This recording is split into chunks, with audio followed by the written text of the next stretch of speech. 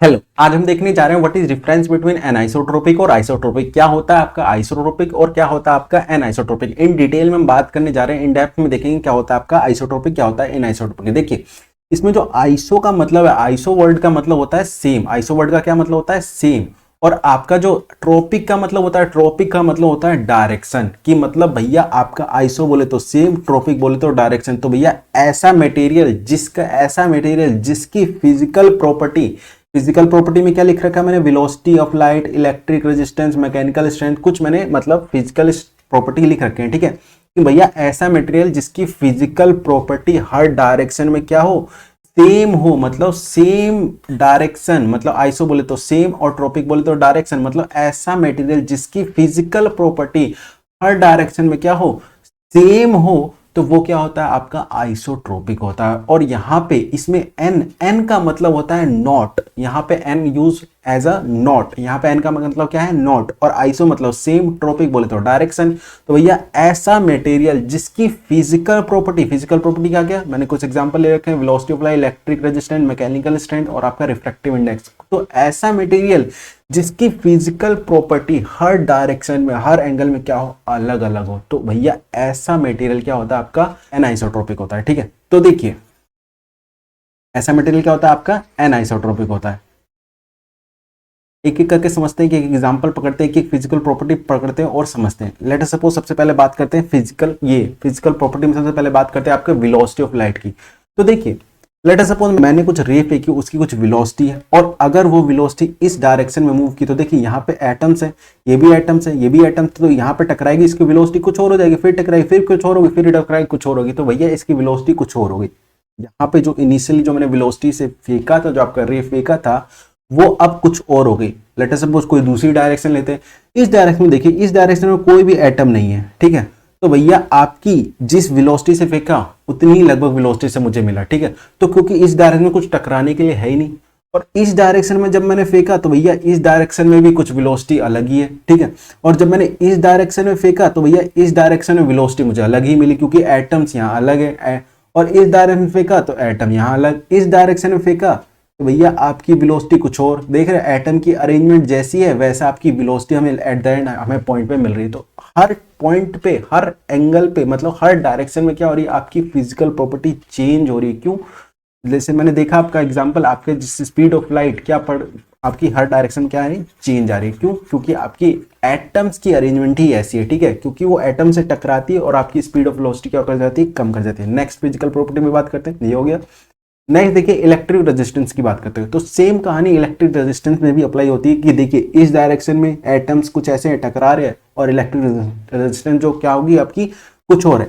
इस डायरेक्शन में electric resistance कुछ और है, यहाँ पे एटम देखिए, यहाँ पे एटम देखिए, यहाँ पे एटम देखिए। और इस डायरेक्शन में देखूंगा तो इलेक्ट्रिक रेजिस्टेंस क्या होंगे? अलग हो। जबकि इस डायरेक्शन में यहाँ पे तो एटम्स की नहीं है, गैप है, तो भैया इस डायरेक्शन में इलेक्ट्रिक रेजिस्टेंस क्या होगा? अलग होगा। तो भैया इलेक्ट्रिक रेजिस्टेंस, चाहे आपका मैकेनिकल स्ट्रेंथ हो गया या आपका रिफ्रैक्टिव इंडेक्स, सबकी कहानी एक ही है। मतलब कि भैया हर डायरेक्शन में क्या होगा? आपकी फिजिकल प्रॉपर्टी क्या हो रही है? चेंज हो रही है। क्यों? क्योंकि भैया एटम्स की अरेंजमेंट की वजह से, भैया एटम की अरेंजमेंट की वजह से क्या आपकी पोरिया की फिजिकल प्रॉपर्टी हर डायरेक्शन में क्या अलग अलग आ रही है। ठीक है, let us suppose mechanical strength पे बात करते हो। देखिए इस डायरेक्शन में मैकेनिकल स्ट्रेंथ अलग है, यहाँ पे एटम्स है, तो इसकी मैकेनिकल स्ट्रेंथ, मैकेनिकल से हार्डनेस, टफनेस, रफनेस, इसकी बात कर रहे हैं। तो ये क्या होगी? आपकी मैकेनिकल स्ट्रेंथ इस डायरेक्शन में कुछ और है, जबकि इस डायरेक्शन में इसकी मैकेनिकल स्ट्रेंथ कुछ और है।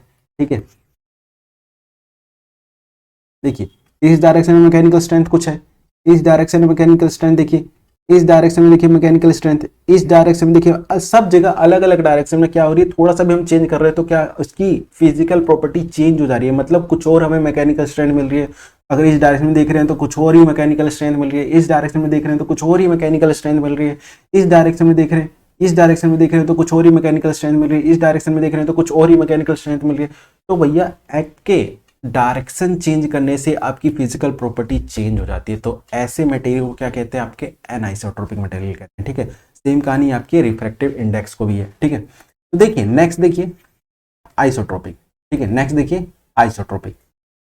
देखिए आइसो मतलब सेम, और ट्रोपिक बोलते हो डायरेक्शन, मतलब ऐसा मटेरियल जिसकी हर डायरेक्शन में क्या हो? उसकी प्रॉपर्टी क्या हो? सेम हो। तो देखो मैं सबसे पहले बात करता हूँ फिजिकल प्रॉपर्टी में आपकी वेलोसिटी ऑफ लाइट। मतलब मैंने कुछ लाइट फेंकी यहाँ से, तो भैया आपके एटम से टकराई है। तो भैया आपके हर डायरेक्शन में क्या हो रही है, एटम से टकरा ही रही है। इस डायरेक्शन में देखा तो एटम से इस डायरेक्शन में टकरा, मतलब कहीं भी फेंको आपके एटम के टकरा ही रही है। तो भैया मुझे वेलोसिटी जो मिल रही है लगभग सेम ही मिल रही है, ठीक है, क्योंकि एटम्स की अरेंजमेंट ही रैंडम तरीके से कि भैया हर डायरेक्शन में जाओ तो एटम मिल ही जाते हैं, टकरा जाती है तो उसकी वेलोसिटी कम हो जाती है, जैसी भी हो रही है उसकी फिजिकल प्रॉपर्टी सेम ही रहती है। मतलब सेम बोले तो कि भैया आपका जो मतलब यहाँ पे इस डायरेक्शन में जितना मुझे आउटपुट मिला यहाँ भी उतना ही मिलेगा मुझे। तो भैया आपकी जो फिजिकल प्रॉपर्टी है वो हर डायरेक्शन में क्या होती है, सेम होती है। जैसे आपकी स्पीड ऑफ लाइट, आप इलेक्ट्रिक रेजिस्टेंस भी देख लीजिए, इलेक्ट्रिक रेजिस्टेंस में इस डायरेक्शन में देखिए, इस डायरेक्शन में आपके एटम मिल ही जाएंगे, इस डायरेक्शन में मिल ही जाएंगे, तो भैया टकरा के आपका जो मिलना है आउटपुट वो क्या मिल रहा है, आपका इलेक्ट्रिक रेजिस्टेंस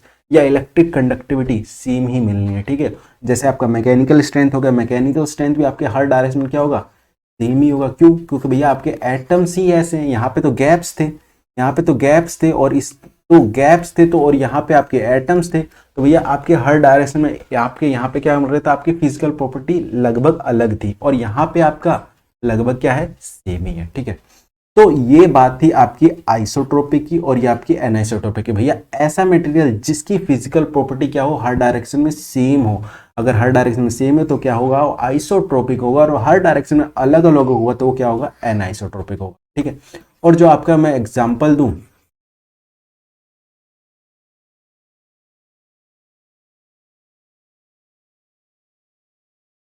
जो मैं आपको बताऊं कि एनाइसोट्रोपिक कैसा होता है, कैसा सॉलिड होता है, आपका क्रिस्टलाइन सॉलिड होता है। एनाइसोट्रोपिक की एटम्स की अरेंजमेंट कैसे, क्रिस्टलाइन मतलब क्रिस्टल फॉर्म में होती है, मतलब क्रिस्टलाइन सॉलिड होता है आपका एनाइसोट्रोपिक। तो यहां लिखिए